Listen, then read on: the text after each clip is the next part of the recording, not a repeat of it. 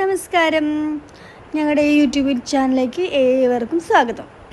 ഇന്നിങ്ങനെ അടുത്ത് ഒരു പ്രത്യേകതയുള്ള ഒരു സ്ഥലം ഞങ്ങൾ കാണാൻ പോയി. അത് നമ്മുടെ പ്രത്യേകിച്ച് തൃശ്ശൂരുകാർക്ക് ഒത്തിരി ഇഷ്ടപ്പെടുന്ന ഒരു ഏരിയയും കൂടിയാണ്. കാണാൻ പോയിരുന്ന ഒരു ആനിമലിൻ്റെ പേരെന്താണെന്നറിയോ? ആന.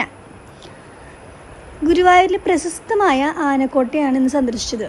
കേരളത്തിൻ്റെ സാംസ്കാരിക പൈതൃകത്തിൻ്റെ ഭാഗമായി ആനകളെ അടുത്തറിയാനും അവയുടെ പരിപാലന രീതികൾ കാണാനും ഈ യാത്ര ഒരു മനോഹരമായൊരു അനുഭവമായിരുന്നു.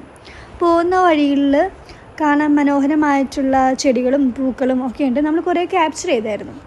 ശാന്തമായ അന്തരീക്ഷങ്ങളും ആനകളുടെ ഗംഭീര സാന്നിധ്യവും മനസ്സിൽ മായാത്ത ഓർമ്മകൾ സമ്മാനിച്ചൊരു ദിവസമായിരുന്നു നമ്മളന്ന് ഗുരുവായൂർ പോയ സമയം.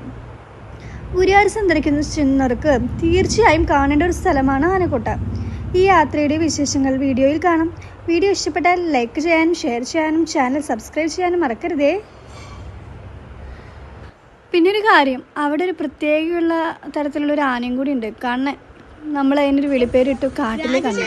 ഇത് കാട്ടിലെ കണ്ണനല്ല, ഗുരുവായൂരിലെ കണ്ണൻ. അവിടെ നിന്നിട്ട് ക്യാപ്ചർ ചെയ്യാനൊക്കെ നല്ല രസമാണ്. പക്ഷെ ശ്രദ്ധിക്കണം, ആ പുള്ളിക്കാരൻ അത്ര നല്ലതൊന്നുമല്ല.